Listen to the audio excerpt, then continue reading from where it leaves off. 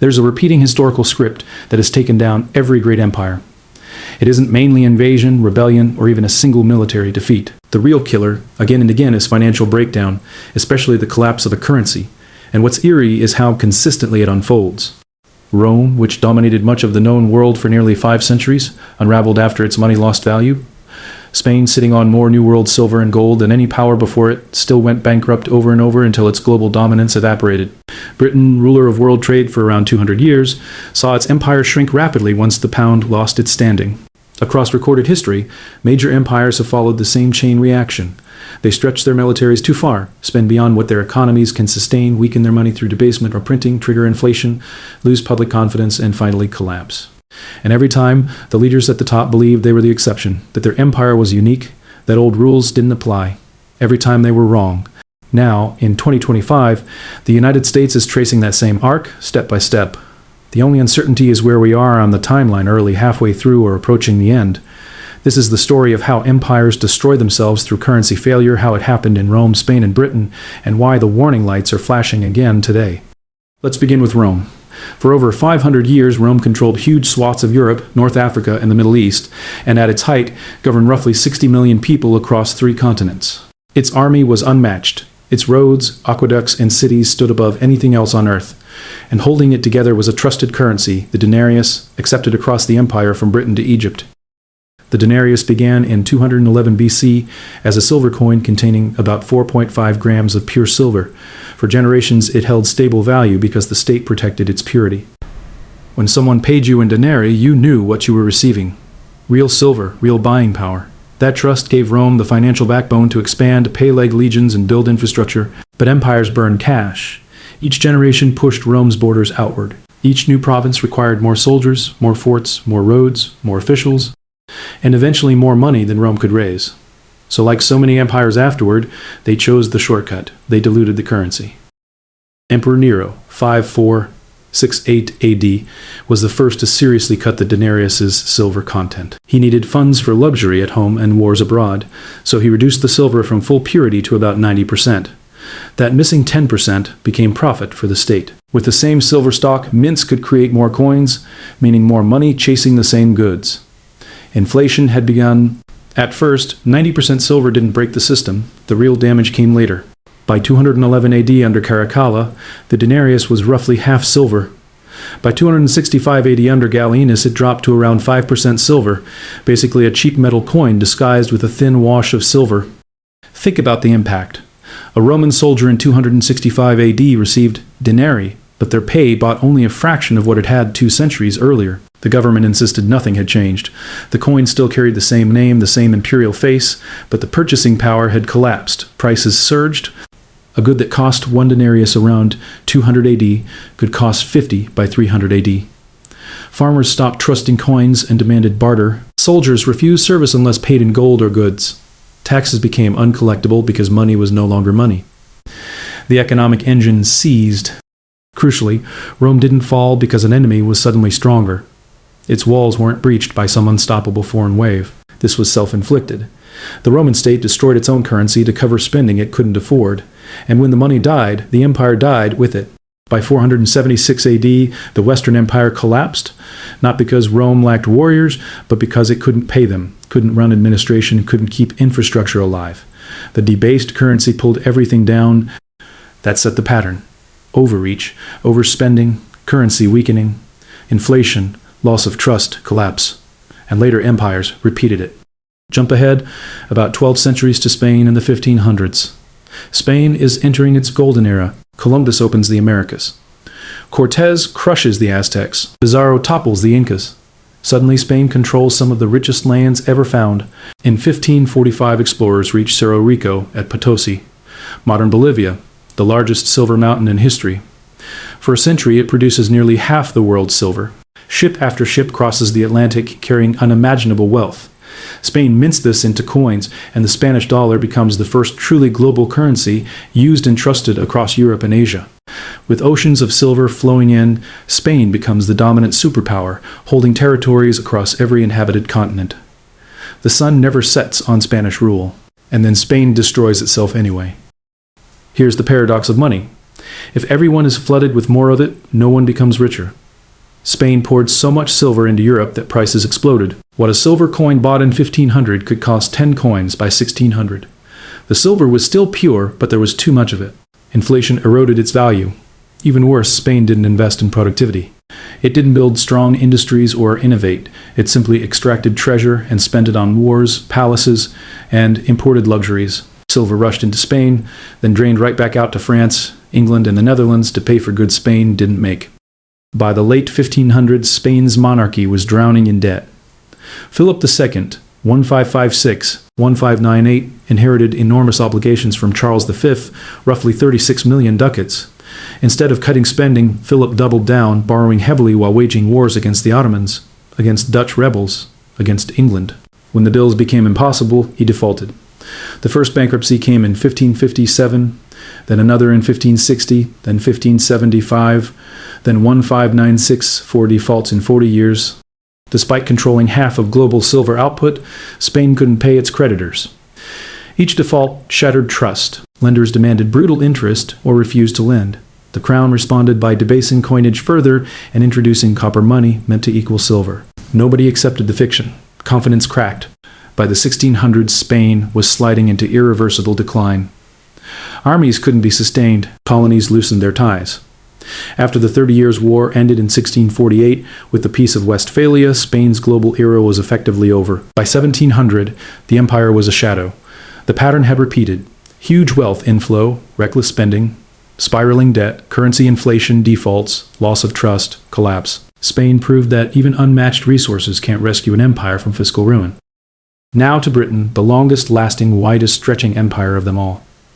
At its peak in 1922, Britain governed about 458 million people, around a quarter of humanity, across a quarter of Earth's land. The phrase "the sun never sets" was literally true because British possessions covered so many time zones. Holding it together was the pound sterling, the backbone of trade for over 2 centuries. More than half of global commerce was priced in pounds. The gold standard anchored confidence. 1 pound equaled a fixed weight of gold. But imperial power is built on credit. Britain financed wars, colonies, administration, and infrastructure through debt. As long as the pound stayed solid, that debt was manageable. Then World War I hit. Britain's national debt jumped from around $650 million in 1914 to over $7 billion by 1919, a massive leap in only 5 years. To fund survival, Britain borrowed from citizens' allies, and especially the U.S.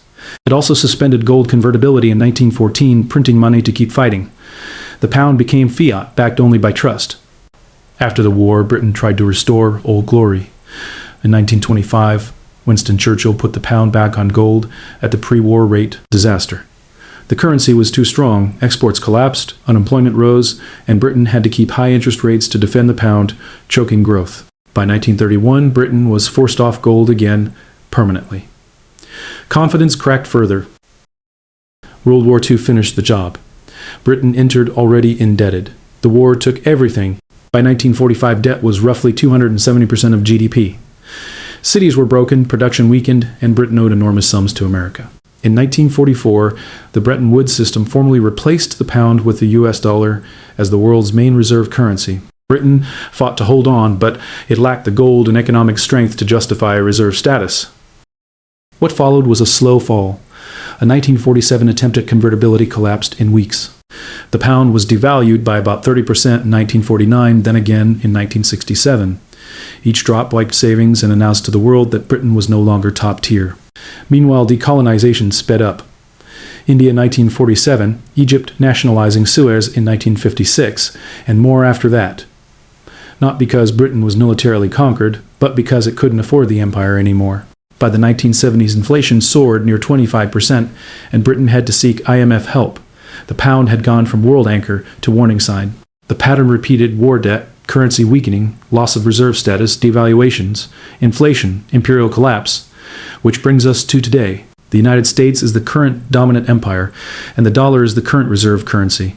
Since 1944, the dollar has been the world's financial foundation. Bretton Woods tied it to gold at $35 an ounce and tied other currencies to it, making the dollar as good as gold. But like Rome and Britain, America eventually spent beyond its means. Vietnam, massive social programs, and a global military footprint. By the late 1960s, foreign governments realized the U.S. diaspora had printed far more dollars than it had gold. France under de Gaulle demanded gold for dollars, and others followed. Gold reserves drained. In 1971, Nixon ended gold convertibility. The dollar became fiat, a modern denarius, a modern post-gold pound, backed only by faith in U.S. stability. At first, the petrodollar system in the 1970s propped up demand by pricing oil in dollars. But expansion and spending didn't stop. Debt exploded. About $900 billion in 1980, $5.6 trillion by 2000, $27 trillion by 2020, and now in 2025, above $36 trillion. That's roughly 40-fold growth in less than half a century, still accelerating. Debt isn't the only issue. Money creation has surged. Since 2008, the Federal Reserve has produced trillions through quantitative easing.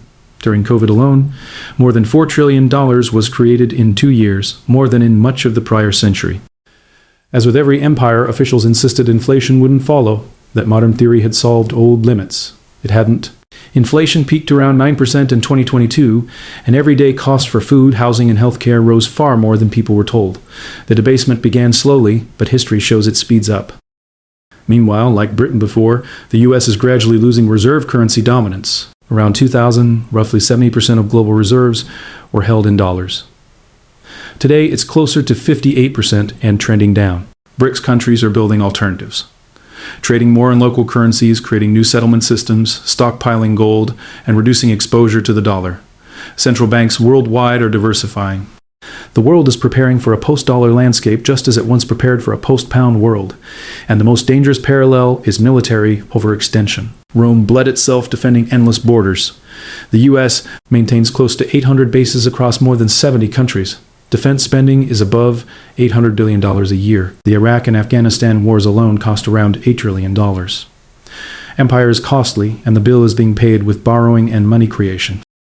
So let's lay out the sequence, because once you recognize it, you see it everywhere. Every empire that collapsed financially went through the same stages. 1. Peak dominance. Military power, economic strength, trusted currency. Rome with denarii, Spain with silver dollars, Britain with pounds, America with dollars. The money is anchored by something real, gold, silver, or long-built trust. 2. Overreach. Expansion beyond sustainable limits. Rome across continents. Spain across oceans. Britain across half the planet. America across the globe with bases everywhere. 3. Chronic deficits. Spending outruns income. Borrowing becomes permanent, not temporary. Rome to fund legions. Spain to fight endless wars. Britain for 2 world wars. America running trillion-dollar deficits even in growth years. 4. Currency weakening. Unable to tax or borrow enough, states dilute money. Rome cut silver content. Spain flooded markets with metal. Britain broke gold and devalued. America left gold in 1971 and has printed heavily since. 5. Inflation. More currency chasing the same goods. Rome saw prices multiply many times over. Spain ignited Europe-wide inflation. Britain suffered in the 1970s. America is living it now. 6. Loss of confidence. People and nations stopped trusting the currency. Roman soldiers demanded gold. Spanish creditors abandoned lending. The world switched from pound to dollar. Today, countries are shifting away from the dollar. 7. Collapse. The system breaks. The empire can't maintain military or administration. Rome fell when it couldn't fund defense. Spain decayed into irrelevance. Britain's empire dissolved. America is approaching the dangerous stretch now. History suggests 3 possible paths from here. 1. Managed decline. Britain's post-1945 path. Painful devaluation, reduced global role, but survival as a lesser power. 2. Chaotic breakdown, Rome's fate. Currency failure triggers political and social fragmentation. 3. Reset. A new monetary order replaces the old one, perhaps a commodity-linked system, a new reserve currency, or a basket/digital alternative. Hard, but not terminal. America is at that crossroads. Current debt can't be repaid under existing spending. The options shrink to default, inflation, or restructuring. Default would smash dollar dominance instantly. Inflation is already underway and likely to intensify. Restructuring demands political unity that doesn't yet exist. What makes this moment uniquely dangerous is scale. Rome, Spain, and Britain were huge but regional in impact. The dollar is global. If the denarius died, Rome suffered. If the dollar fails, the entire world feels it. Every central bank, market, trade network, and economy tied into it. The pattern doesn't argue from ideology. It argues from precedent. 4 great powers, 4 identical trajectories. The math of empire is unforgiving. You can postpone it, disguise it, insist you're different, but you can't outrun it forever. Rome debased to pay legions and fell. Spain drowned in silver and declined. Britain borrowed for wars and lost everything. America prints, borrows, and spends while believing its story is different. It isn't. Economic rules don't bend for exceptionalism. You cannot print real wealth. You cannot run infinite deficits. And you cannot erode a currency without eventually paying the price. The only real variable left is time, how soon confidence breaks, how quickly the shift accelerates, and how painful the landing becomes. If this gave you a new lens on history and the present, follow the channel, because when the pattern finishes playing out, understanding how and why will matter more than ever.